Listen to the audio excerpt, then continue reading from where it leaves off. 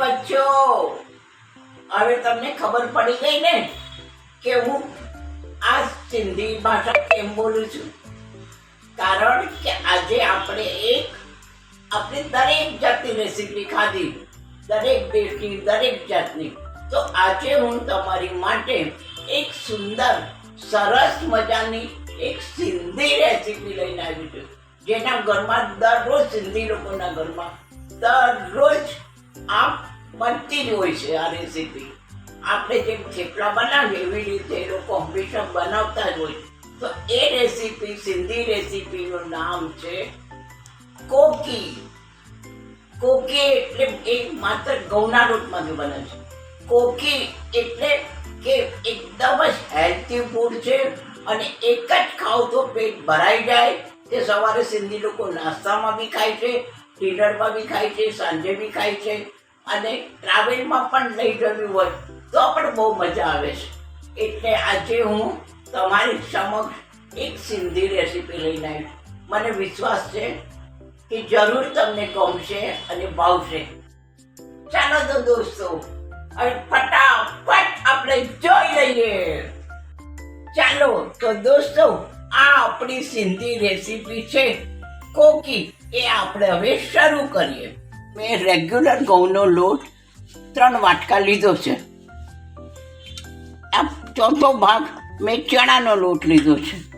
એમાં નાખવા માટે કોથમીર લીધી છે, 3 કાચા લીલા મરચાં લીધા છે. આ અંદર નાખવા માટે મેં કાળા મરી પાવડર લીધો છે. 1 ડુંગળી લીધી છે ઝીણી સમારેલી, અજમો લીધો છે, જીરું લીધું છે ને લાલ મરચું ને હળદર, બસ. અને આ મીઠું, પાણી અને આ ઘી. હવે આમાં બધો લોટ આપણે નાખી દઈશું અને હવે આ ચણાનો લોટ પણ અંદર નાખી દેવાનો. આ બંને આપણે હાથેથી મિક્સ કરવાનું. ખરેખર સિંધી લોકો તો છે ને આને બટેકા પૌવા અને ઉપમા ને બધું તો ખાતા હોય, પણ એની સાથે એમને સ્પેશિયલ આ કોકી તો જોઈએ જ. એમના ઘરમાં અઠવાડિયામાં 3 થી 4 વાર બનતી હોય છે અને કોકી તો એમને ખૂબ જ ફેવરેટ છે. નાખીશું ઝીણા સમારેલા કાંદા. કાંદા આ રીતે ઝીણા સમારવાના એકદમ, કેમ કે વણવામાં તકલીફ ન પડે. હવે એની અંદર લીલા મરચાં નાખીશું. જે પ્રમાણે તમારે તીખું ખાતા હોય એ પ્રમાણે લીલા મરચાં નાખવાના. હવે એમાં સમારેલા દાણા નાખીશું, લીલી કોથમીર. હવે થોડુંક કાળા મરીનો પાવડર નાખીશું. હવે સ્લાઇટ કલર જેટલું સ્લાઇટ લાલ મરચું નાખીશું અને સ્લાઇટ જ હળદર નામની. હવે આની અંદર મોઈલ માટે આપણે ઘી નાખવાનું છે. પહેલાં હું આ બધું મિક્સ કરી લઉં. હવે આની અંદર મોયણ ખાસ ધ્યાન રાખવાનું કે મોયણ એકદમ લાડુમાં નાખે ને એવું મોયણ નાખવાનું. 1 કપમાં 1 ચમચો એટલે 3 ચમચા લીધું છે તો હું 3 ચમચા નાખું છું. હવે આને બરાબર મોયણ નાખીને લોટ મિક્સ કરવાનો. સહેજે લોટ કોરો ન રહેવો જોઈએ. જરૂર પડે તો તમે થોડું ઘી નાખી શકો છો, પણ એનું સ્ટ્રક્ચર બરાબર થવું જોઈએ અને ખસ્તા થવા જોઈએ. ચણાનો લોટ નાખ્યો ને એટલે ખસ્તા બને. અને ડુંગળીની અંદર તો પાણી હોય જ છે, એટલે તમે પાણી નાખતા પહેલાં અંદર જે ડુંગળી નાખી છે ને એને પણ ખૂબ મસળવાની, એટલે એમાંથી પણ પાણી છૂટે. પછી થોડુંક પાણી નાખવાની જરૂર પ્રમાણે. જો લોટ આવો થવો જોઈએ. જે સ્ટ્રક્ચર તૈયાર થાય છે એ આવું નાખવાનું.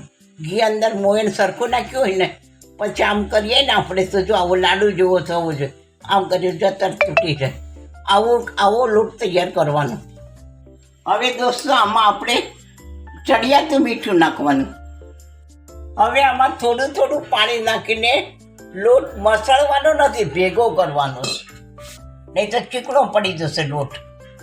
પોલા હાથે એને ભેગો કરવાનો છે. તો હવે આ આપણો લોટ રેડી થઈ ગયો છે. કોકીનો લોટ તૈયાર થઈ ગયો. જો અંદરથી કેવો થયો છે, જો આવો થવો જોઈએ. જો આવો ચીકણો કે લીસો ના થવો જોઈએ. એકદમ ખાલી આપણે મસળવાનો નથી, એને ખાલી લોટ સેજ પાણી નાખીને ભેગો જ કરવાનો છે. હવે આપણે આના ભાગ પાડશું, લાડવા જેટલા ભાગ પાડવાના, કેમ કે આ રોટલો મોટો ને બાજરીના રોટલા આપણે કરીએ છીએ ને એવો મોટો ને જાડો થવો જોઈએ. હવે આ લોટના 7 રોટલા થયા, 7 ભાગ થયા. હવે એમાંથી એક ભાગ લઈને આપણે થોડો વ્યવસ્થિત સરખો હાથથી કરી એને ગોળ કરી નાખવાનો, કેમ રોટલો બનાવવાનો છે. હવે આને આમ દાબી દેવાનું. પછી આ કિનારીઓ થોડી પોળી આમ પોળી કરવાની. આ રીતે જો થાય છે ને મોટું, અને વચ્ચેથી સહેજ દબાવી દેવાનું. હવે આ રીતે બધા કરી પછી આને વણી નાખીશું આપણે. હવે આપણે ગેસ ચાલુ કરીને તવી મૂકી દીધી છે. એવી એની અંદર આપણે આ ગોઠવી દેવાના.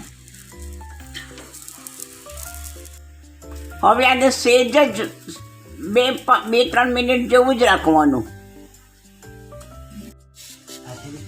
આ જો આવા ડાઘ પડવા જોઈએ, 2 મિનિટથી વધારે ને.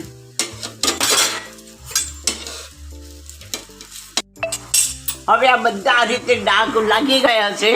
હવે બીજી બાજુ બી થવા જોઈએ એવી રીતે થઈ ગયા. જો થઈ ગયા ને. હવે આને લઈ લેવાના.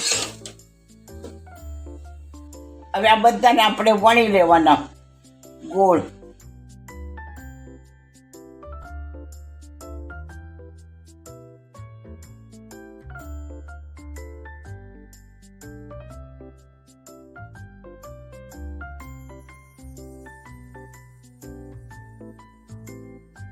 જાડા જોઈએ.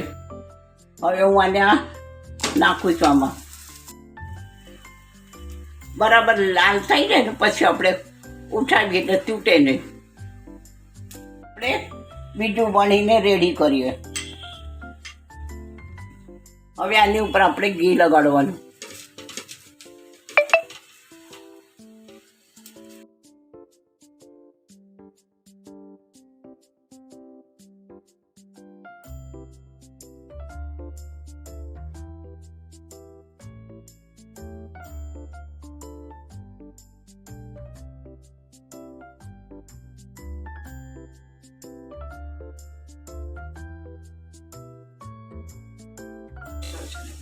આ એકદમ સુપર ડુપર બ્રાઉન સરસ શેકાઈને થઈ ગયો છે.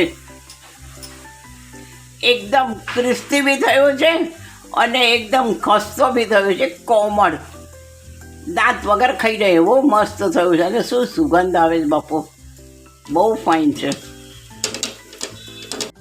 હલો મારા પ્યારા ભાઈ વ્યુઅર્સ, ભાઈ બહેનો, તમારી માટે મેં ખૂબ જ સુંદર એક મસ્ત રેસીપી બનાવી છે.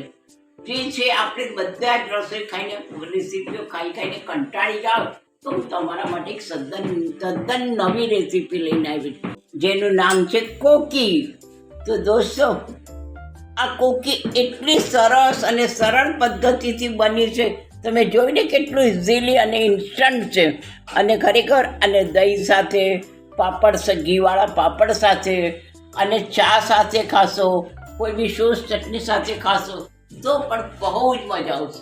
ગમે ત્યારે કોઈ મહેમાન આવ્યા હોય, શું બનાવું, અથવા આપણને ભૂખ લાગી હોય બધાને અને એમ થાય કે હવે કંટાળી ગયા તો શું બનાવું, ત્યારે પણ તમે આ ફટાફટ બનાવીને ખાઈ શકો છો ને દોસ્તો. અને આ એવો નાસ્તો છે ને કે પૂરું પેટ ભરાઈ જાય. એટલે દોસ્તો, આ જરૂરથી બનાવજો અને મને મારા કોમેન્ટ બોક્સમાં જણાવજો કે આ રેસીપી તમને કેવી લાગી અને તમે ક્યારે બનાવી. અને બીજા નંબરની અંદર કે બાજુમાં મારી બેલ ઘંટી આપેલું છે તો એ જરૂરથી દબાવજો, જેથી તમને આવા નવા વિડીયો જોવા મળે. અને મારે હજી સુધી જો તમે લાઈક, શેર, સબસ્ક્રાઈબ ન કર્યું હોય તો પ્લીઝ મહેરબાની કરીને જલ્દીથી લાઈક, શેર, સબસ્ક્રાઈબ કરી કાઢો અને તમારે મને સપોર્ટ આપવાનો છે, હું તમને સપોર્ટ આપું. ચલો તો હર મહાદેવ.